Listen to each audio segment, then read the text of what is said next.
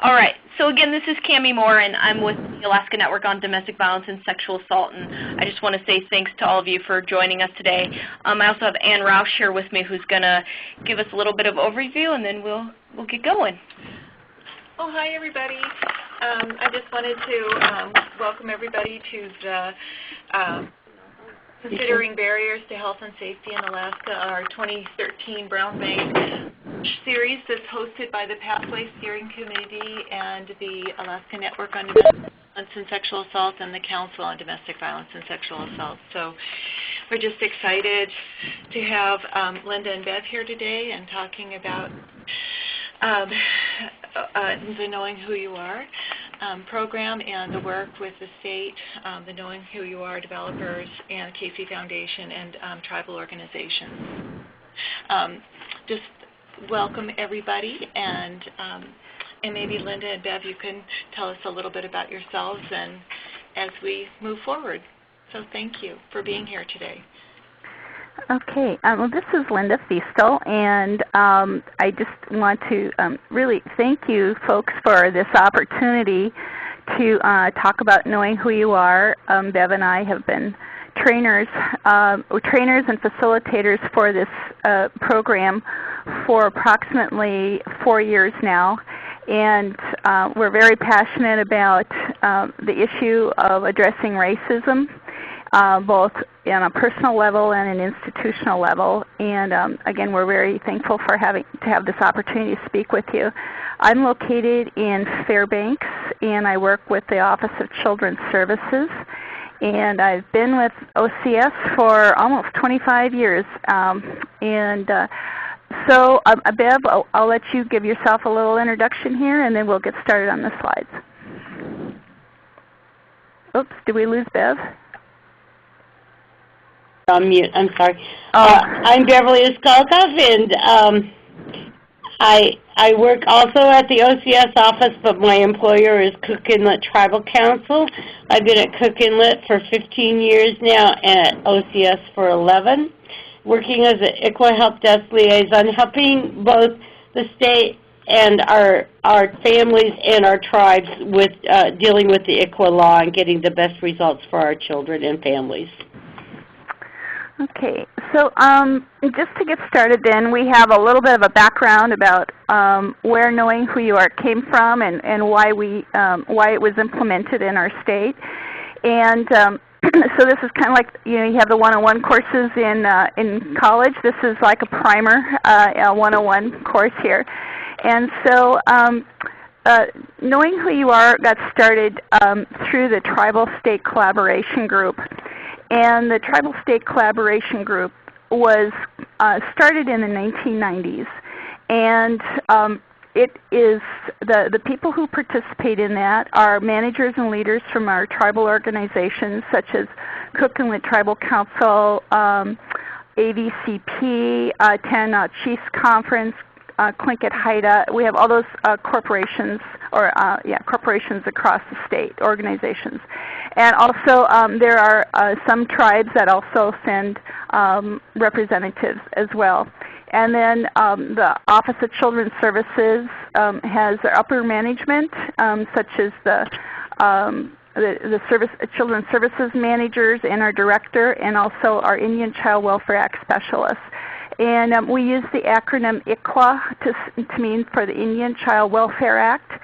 And I'm not sure if people are familiar with that law.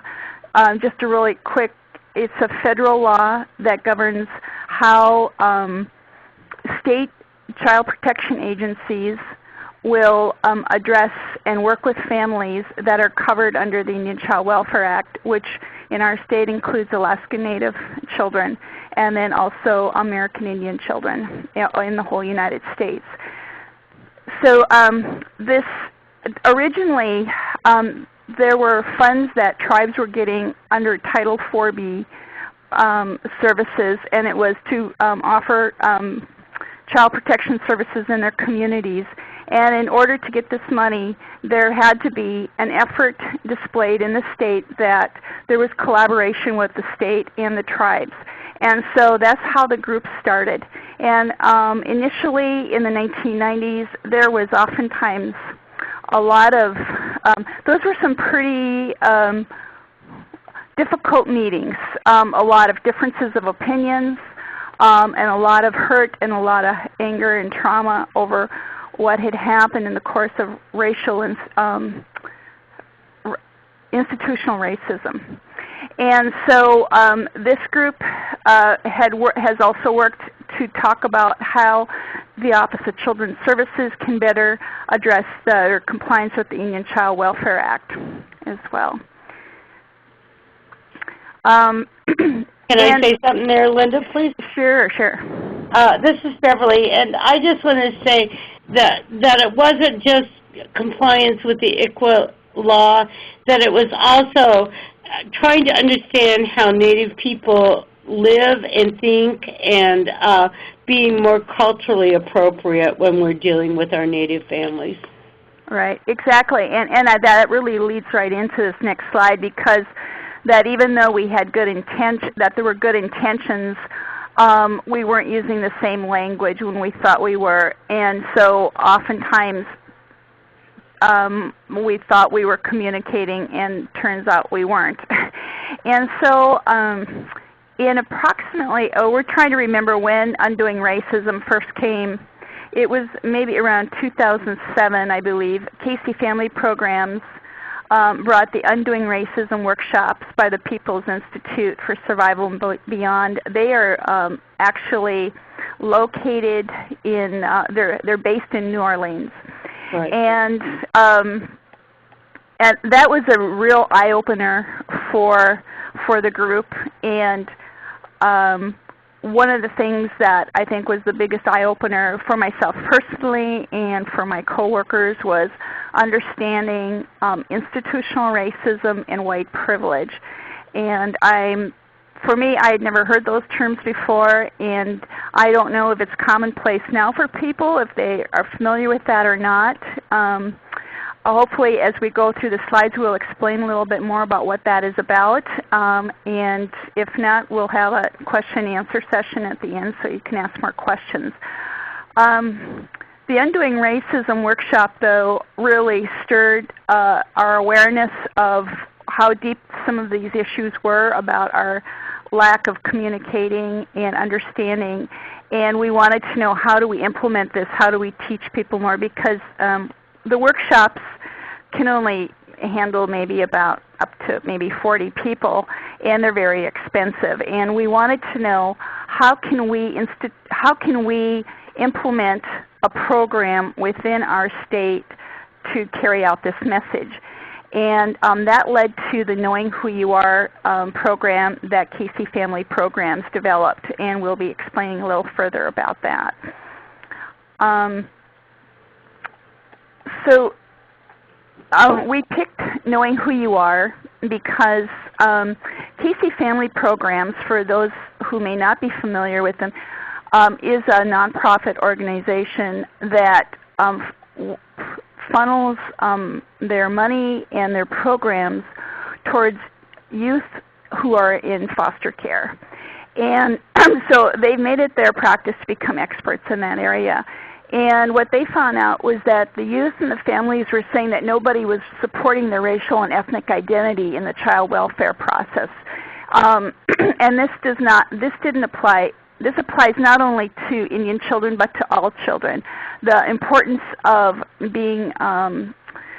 children being able to maintain cultural connections, family connections, understanding or having somebody understand what it meant to develop their racial and ethnic identity. We also, as I said, we wanted to have a program that could be self-sustained, that we could train ourselves and we could multiply ourselves and self-perpetuate the program without relying on an outside organization. It also helped us develop a common language and practice between the tribes and the Office of Children's Services. And there are some tools that are implemented or given in the workshop that really help us to have the conversations. We call them courageous conversations. And then we had the support of the Casey Family Programs to get us started. And the first year of implementation, Casey Family Programs, what our goal was is that we were going to, our goal was to train or have all of the OCS social workers go through this program. And that in each time we had a workshop, half of the people attending would also be our tribal partners. And recognizing that oftentimes when it comes to financial support and resources that our tribal partners had limited resources, Casey Family Programs paid for tribal partners to travel to the workshops. And they paid for their housing, for their transportation, and their food while they were at the workshop. And that continued through 2009, and it helped us to get a really solid foundation to get started. And then slowly they pulled back their support so that we would be kind of weaned and that we could be self-sustaining. Do you want to go and explain the next slide, Bev? Or do you yeah, but I also want to add that it was really important to us to have tribal participation as well as the state participation.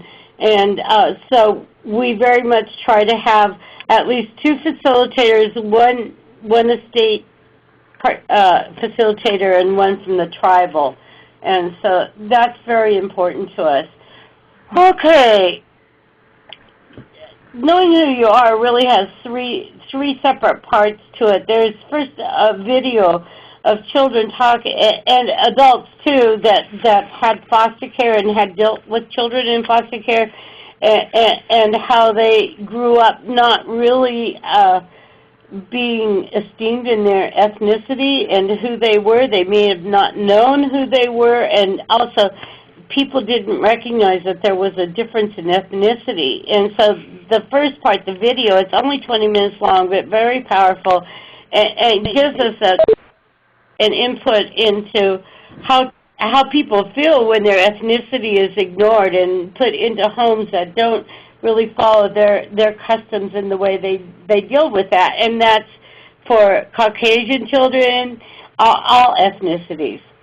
Then there's an online learning tutorial, and it's very informative, and it's really respective, and it says 6 hours long. It took me longer than 6 hours to do it, really, but it really gives us some good layer of vocabulary and some good concepts about where do we stand with racism, where do we stand with ethnicity and having pride in who you are, and also working with families and children and being culturally appropriate with them.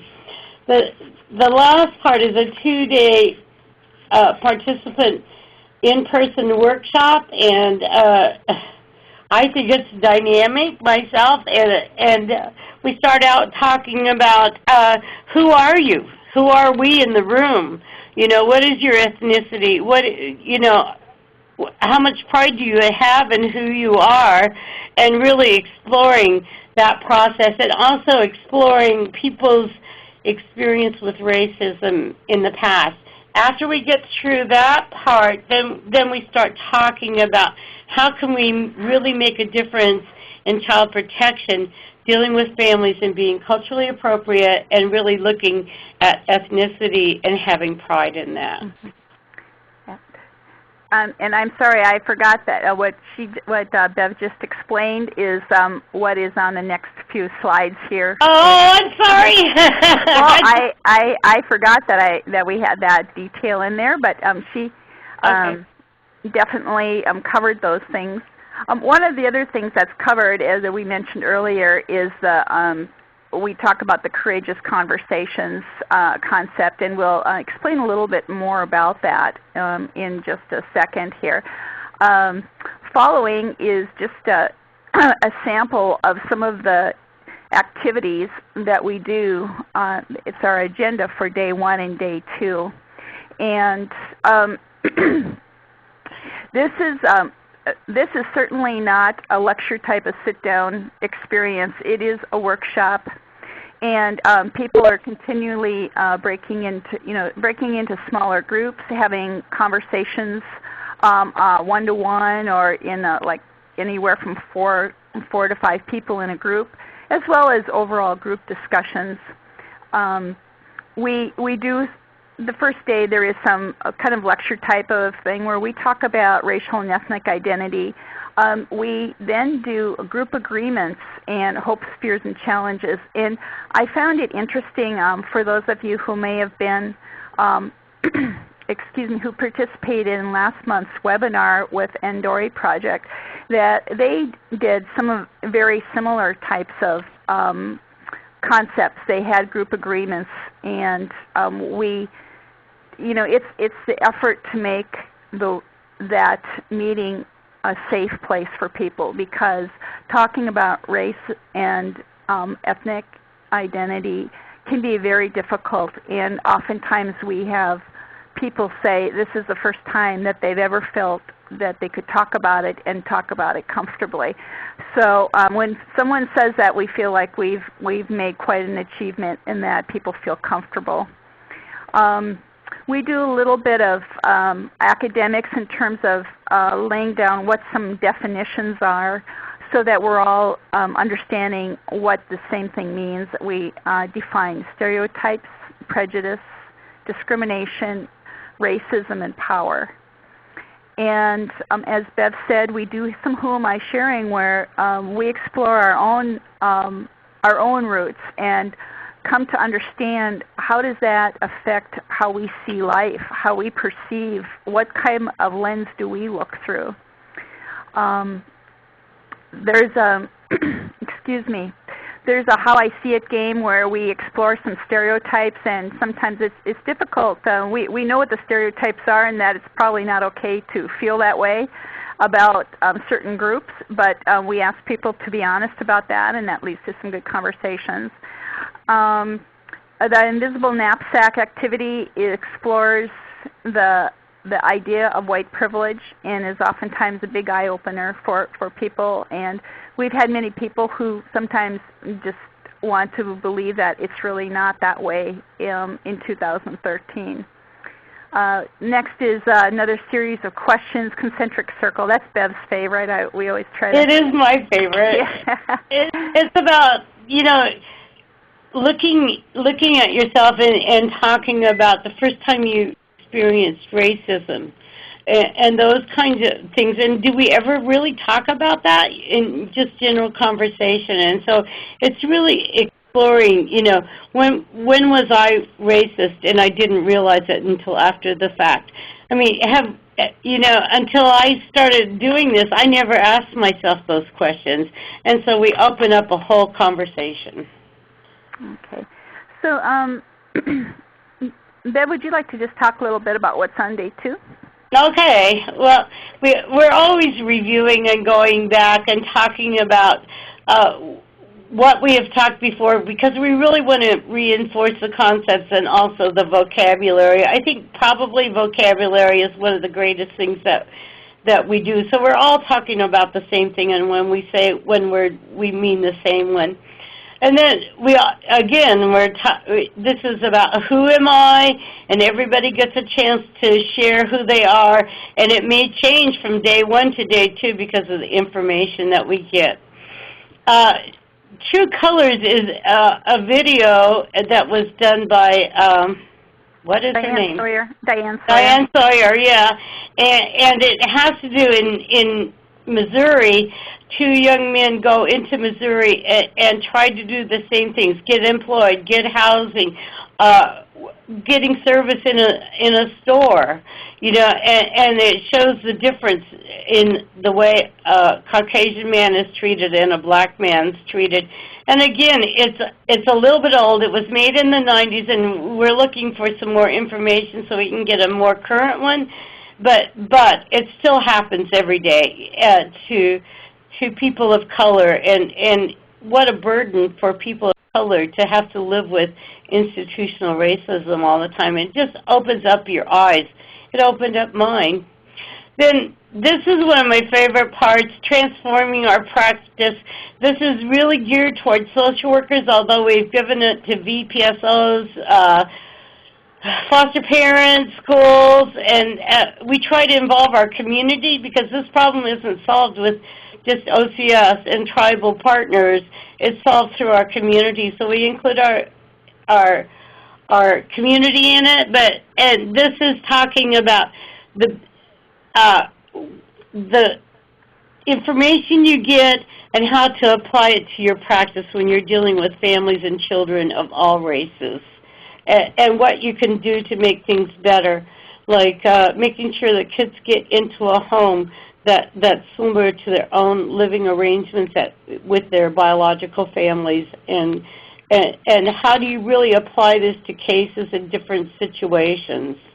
And then the Courageous Conversations Part 2 is a role-playing. We don't want to scare anybody off, and it's just like a 2-minute role-playing, but it is very revealing. And then we ask our participants to do an action plan and to make some plans to have some courageous conversations and what they can do to go one step further in this process.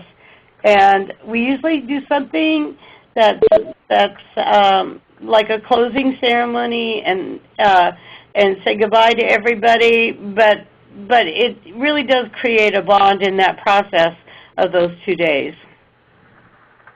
Okay, thank you. Next is what we've been talking about is courageous conversations, and so we try to encourage people to remember these 4 elements. One is to stay engaged, and that is the times where you're having a conversation, and it's really easy to want to check out, to not, or even leave. And we encourage folks to have this as part of the group. All of these 4 elements is part of our group agreements, that they will hang in there and stay engaged when we have discussions they may not be comfortable with.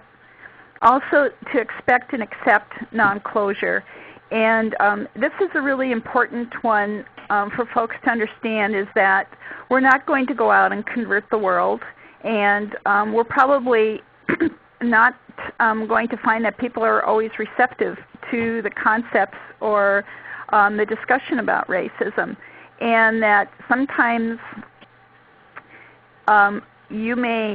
a person may have a discussion with somebody about race, and it may be years later that you might ever hear somebody referring back to that conversation. We've had a lot of people talk about their experiences with family members where they, took a courageous step and brought up an issue and there was no response, or it was not, there was no satisfactory resolution. And years later, the person came back and spoke with them and said, "Remember when you said that? This is what I've found." You never know what may happen. Also, to speak your truth. Your truth is what's true for you. It may not be the same for somebody else, but really to reinforce that if that's how you see it, then that's what's true for you, and that also to honor that in other people. And then the last is to experience discomfort, is that these are not always, or usually they're not very comfortable conversations. And part of doing the role play that Bev mentioned is just to have people start getting, becoming comfortable with it, with the idea. So these are some of the key points for knowing who you are, is that we focus on what a racial and ethnic identity is. And oftentimes there's a lot more than, what your heritage is. It also is the country you live in, what part of the country you live in, what the practices are. There are a lot of things that, that play into what our culture is. We developed a vocabulary so we can have we can have a discussion and we understand what we're saying when we're talking about institutional racism, or we're talking about power. And this also, this workshop focuses on racial issues, There are racism. There are a lot of other isms in terms of sexism, ageism, gender, discrimination. Those things are all important as well, but for purposes of having a discussion, we ask people to focus on that. And then the building blocks, where we do a lot of our the transforming our practice, where we figure out how do we take this information and apply it. And the things that we try to focus on are like, how can we help the families that we work with promote their racial and ethnic pride, to take pride in it? What are activities that a foster parent or a guardian ad litem, a caregiver, the tribe, the social worker can do to promote their racial and ethnic pride? Also, how can we develop multicultural confidence in that, learning to accept other cultures and learn from them and incorporate them also in our lives? And then lastly is, how do you prepare for racism and discrimination? Our country, there are, it is, I avoid using the word alive and well, because it's not a well, but it is very alive in very many forms.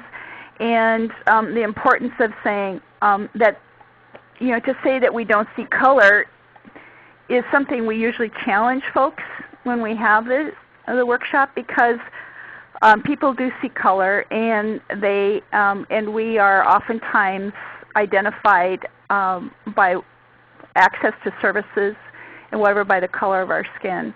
And so what does it take to prepare the children that are in our care to live in society? And so those are the key points that we talk about there. One of the things is where workers can make a difference is, as we said earlier, is to reflect on where your own journey is. When we understand where we come from, what made us who we are, then it also helps us to hear the stories of other people too, and realize that we see life differently, and we may not process things the same, but that we can also appreciate what each person brings to the table. It helps our ability to communicate with youth, the parents, foster parents, and community partners. And it also helps, one of the things we found is that it helps us to have conversations that we would have never thought of having before. I remember after one of our first workshops, I had a social worker talk to me afterwards, and she said, this weekend I was in the emergency room with, on-call situation, and I had a conversation with a parent, and I asked them about where they came from and how, kind of a little bit about their history, and she says, I would have never thought of asking those questions before. So I felt like that was that was an affirmation that we were on the right track. Also is that we can nurture and develop the self-pride and identity in the people that we serve. Bev, anything else you want to say on this slide? Well, I think it's really nice to nurture and develop self-pride in our professional people too, because sometimes we don't get that. And I also want to say there are times when we have people that go through knowing who you are, and you're like, I don't know if they got it, and they'll come back a week, 2 weeks later and say, oh, I saw it in the grocery store, and now I get it. So we don't expect everybody just to just take it in and say, this is the truth. We want you to think about it and really work with your own self on it. Okay. And then I believe this is our last slide. So since 2008, these are some of the results. We have 2 certifiers in the state. That is Bev and myself. By certifiers, it means that we are able to coach and train other people to become facilitators of the workshop. Currently, we have 13 people who are certified to facilitate a workshop statewide. We have people in Nome, Anchorage, Juneau, Dillingham. We have some folks that are working on their certification from Barrow and Bethel.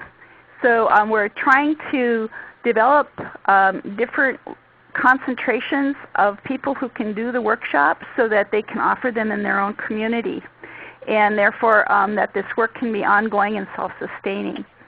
I don't have the exact numbers, but I know that we've done over 40 workshops in those 4 years, those in-person events that we talked about. And OCS, tribal partners, and other community partners have made a commitment that all of their workers would be required to attend knowing who you are. So one of the things is that all OCS workers are required to go to that as a part of our efforts to develop cultural sensitivity. And so we've had over 550 state workers, tribal workers, and community partners who have been trained. Also, it's given us that common language that has helped our communication. And we've seen, as I said, there's been more of a discussion in our family and youth case plans where that issue is actually being addressed. And it's also even reflected in things like our ability to pay for activities. We recognize it as being important. And then and also influence in the discussions when decisions are being made about placement of Native children. So are there any questions that anyone has?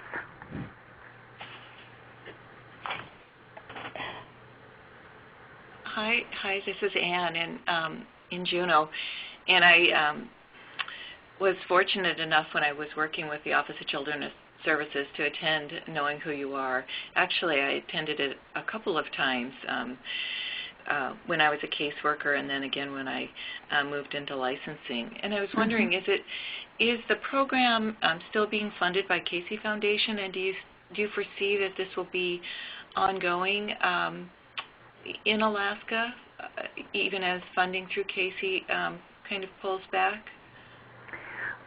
Well, Casey's pretty much pulled out. I think that they may be helping us to develop some more our coaches because of the sheer number and the workload, because Bev and I are full-time employees with our own agencies. But overall, pretty much the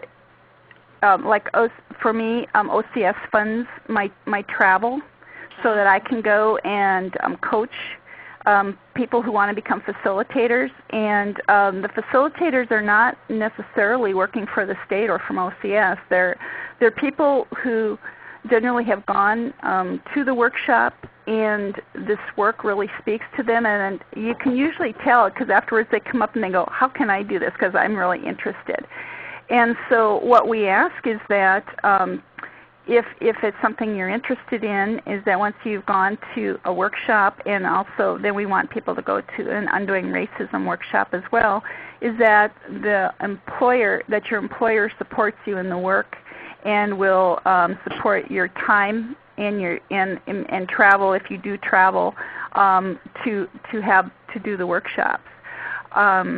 So our goal has been to become self-sustaining, and so we are continuing to do the work. And I think, like Bev, does your organization pay for your travel when you go to? Yes, they do. And yeah. you know, we want to get it to the point where we have enough people in the system so we don't have to travel, and that the message is coming from your own community members.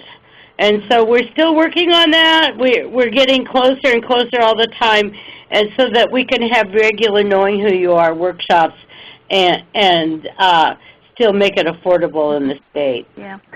And one of the things that we have tried to do with not having Casey involved, it makes it difficult sometimes for us to get our tribal partners to be able to travel.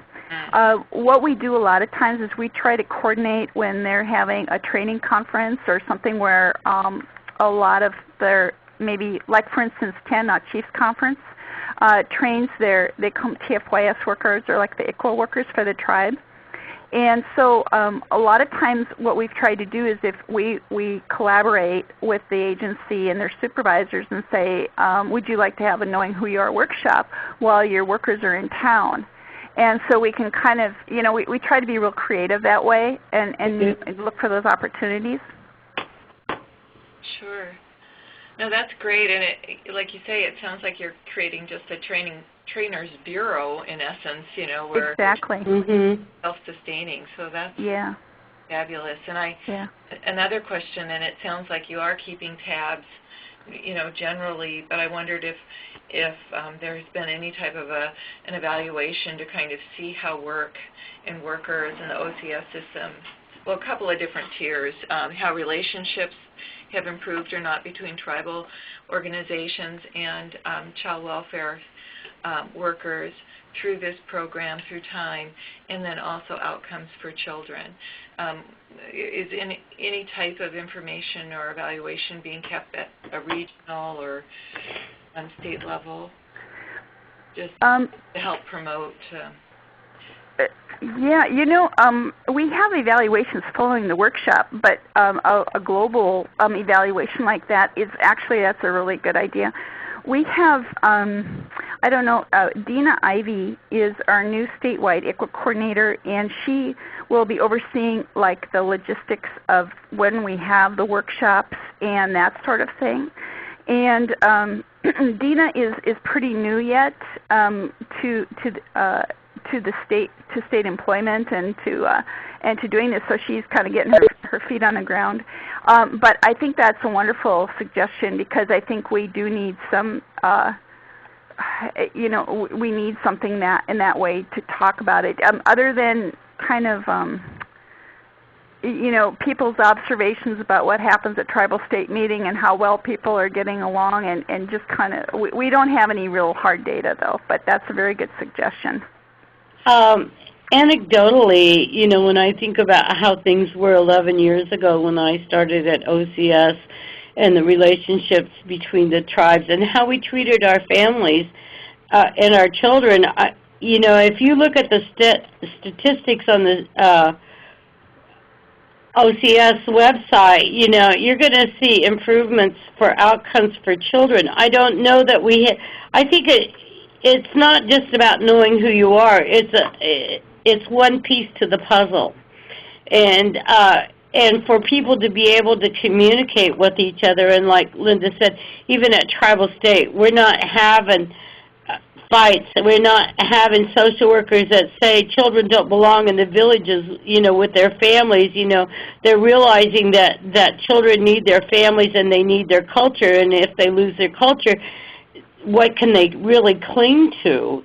And so we may not have done a direct review of all the things that are a direct result of knowing who you are, but it's also a combination of all the things that OCS is doing, the state is doing, to make, and also tribes being involved in the process to make better outcomes for our families and children. Because, there's not one child that comes into custody that doesn't have a family, and we need to deal with both of it.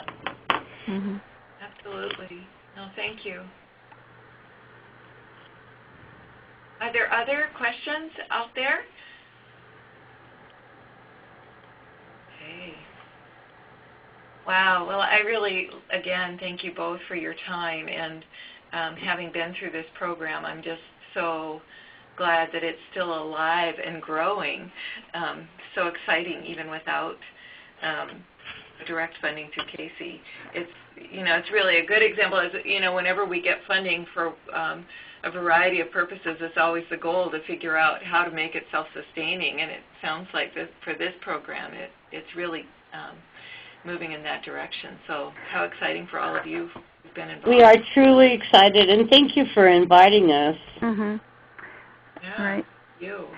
Yeah, it's kind of one of those things where it's those who are involved have a similar passion for it, and sometimes that it's that passion that pays for all those those snacks during the meetings and the manipulative and the things that the state can't pay for. We can't pay for any food or anything, but it's those kind of little things that really make things go a little smoother.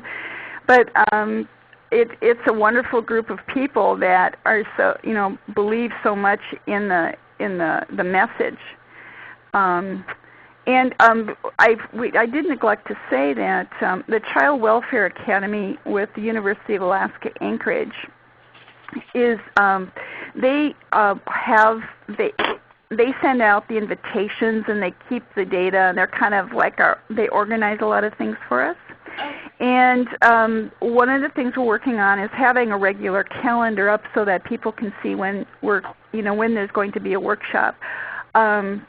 I think the other thing that's exciting about the self-sustaining is that we frequently have people asking us, when are you doing the next workshop? And so there's a continual request for it, and it's and I think that just speaks a lot to the quality of the content in the program. It's we're facilitators. We're not we're not experts by any chance on the subject. But as it's open to community members. We always want to have a racial and mix in our, and also ethnic mix in our workshops. And so if people are interested, contact the Academy, and we're going to keep doing it. We believe in it. We feel like it's making a difference in our community, and it is a community effort. I think I'll keep my eye out for it. Yeah, or feel free to contact either one of us. Either one of us, yeah. Absolutely, I will. Yeah. Lisa Tenga is the person at the Child Welfare Academy, and I don't know if there's a way I can insert anything here to give you her email address. I'm not as familiar with this technology, so we're all out this week too, Cammie and I, with Lori out of Lori Grassgreen. We're working on the technology into things. Yeah, this is a wonderful tool. Yeah, Well, this is my first webinar ever, so I really appreciate your help, and it's been exciting. Yeah, congratulations. I know. It's so hard to kind of. I think that after the first one, they get a little easier, kind of. Yeah. So. Or you trust that actually the screens will come up and the. Yes. Yes. Yeah. Okay. Well, appreciate your time. Thank you so much. Okay. Thank you very much. Thank you, Linda. Okay. Thank you, all everybody. Right. Bye. Bye-bye. Thank you. Please stand by.